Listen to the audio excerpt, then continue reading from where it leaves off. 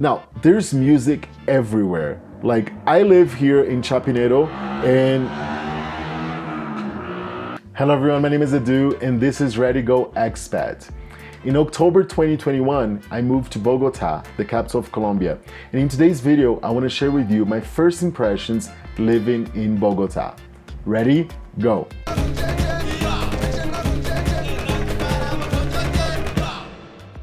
Well, first of all, the city is huge. I wasn't expecting that Bogota would be this big. You know, like, I know São Paulo in Brazil and Buenos Aires in Argentina are very big cities, but then Bogota is also a very, very big city with a population of nearly 9 million, if I'm not mistaken. So that's the first thing. And then, of course, with that comes moving around, getting around the city. At the beginning here, I was using Didi, which is a taxi app from a Chinese taxi app. You got Uber and you got InDriver and other apps.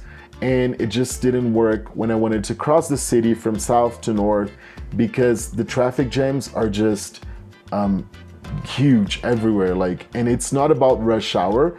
It's like at 10 a.m. or at 3 p.m. you can also get traffic jams depending where you're going. So for that reason, I highly recommend the Transmilenio, which is a bus rapid transit system. It's amazing. It's almost like, you know, having the metro. Bogota doesn't have the metro, Medellin does, the overground metro, but the Transmilenio works really well. I think there are about 12 lines and it's cheap. It's just like, I think 2,650 pesos, which is around 67, 70 cents of a US dollar. So it's cheap, it's clean. I felt really safe. In every station you find security, like policemen. So it's definitely the best way to move around the city. And then, of course, sometimes depending where you're going, from where you're going, you won't be able to take the Transmilenio, but then you also have the buses, which are also around the same price. For the ticket, you can get a card, and it's good to, you know, move around.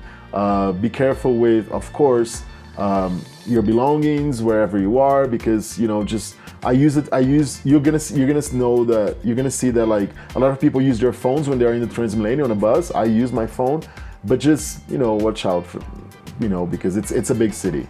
One thing that I was surprised here is that there are bikes everywhere. People love cycling here in Bogota. It's amazing. And like on Sundays, I think from 7 or 8 a.m. till 2 p.m., they close a lot of the main highways, roads, you know, for cycling, for everyone to cycle. The city is quite plain, surrounded by mountains, and people just love cycling here in Bogota. They all have their own bikes. So it's part of the city culture. And one other thing that is part of the city culture, and you're gonna notice as soon as you get here, is the graffitis that you can see all over the city.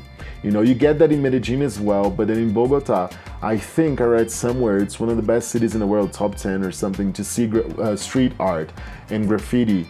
And when you go to La Candelaria, which is the downtown area, you know, the historic center, and you go on a tour there, you're gonna see like beautiful graffiti art and street art everywhere.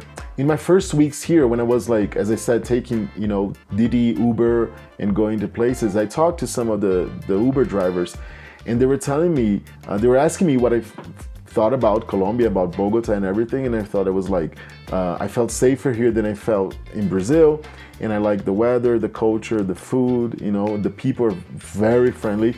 But one thing that they always mentioned to me at the beginning was about the immigration of like people from Venezuela. As you might know, Venezuela is going through a crisis. It has been going through this crisis for a long time.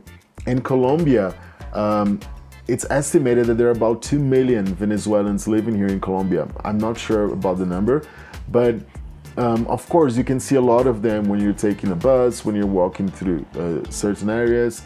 And it's a big problem, not only in Colombia, there's a problem in Peru, in Brazil, the migration crisis in Venezuela. And also about politics, well, you can see a lot of places like posters, graffiti, signs, you know, against the government, against the current government, but also, you know, just protesting about certain issues, and also how the government has dealt with other issues here. So this year, 2022, we have elections here in Colombia. they're going to choose their new president. So there is a lot of tension, but I'm not saying like you see that on the street, like tension or people are angry or anything like that. But you see a lot of signs, and that's something that was surprising for me when I got here. The amount of like signs and graffiti and written everywhere against the current government. Now there's music everywhere. Like I live in Chapinero, and there are many clubs, bars, discos, and there's just like, you know, this variety of music. I didn't know much about Colombian music. You know, of course I know Shakira, I know J Balvin, Maluma, reggaeton, but there's just a big variety of music like vallenato, there's salsa. Cali is the capital of salsa, Medellin is the capital of reggaeton. So you just listen to like good music, usually happy music everywhere, and I love that about Colombia. I also love how passionate they are about football. You know, it's not a big surprise for me, you know, being a South American country, but they're crazy about football, and every time the national team plays, so now during the South American qualifiers for the World Cup, every time there's a match, for a Colombian match, you see a lot of people wearing their jersey, you know, the Colombian jersey. So it's really interesting to see how crazy they are about football, and I really hope that Colombia makes it to the World Cup in Qatar this year. Last but not least, the food. Colombian food. Honestly, I had no idea about Colombian food before coming here. You know, it's not like I think I had never been to like a Colombian restaurant somewhere in my country or abroad or in other countries. But it's just the variety, the diversity of the cuisine, you know. The only thing that I actually watched was, there's a documentary on Netflix. It's called Street Food Latin America. And it shows like the local street food from different cities and different countries.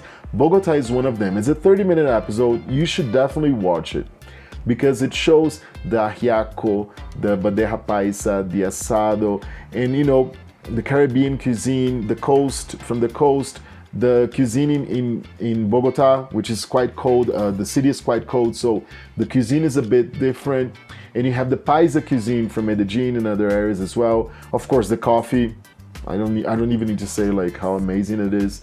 So I was surprised because it's not like Mexican cuisine that we all know. We've heard about it. We've been to a Mexican restaurant.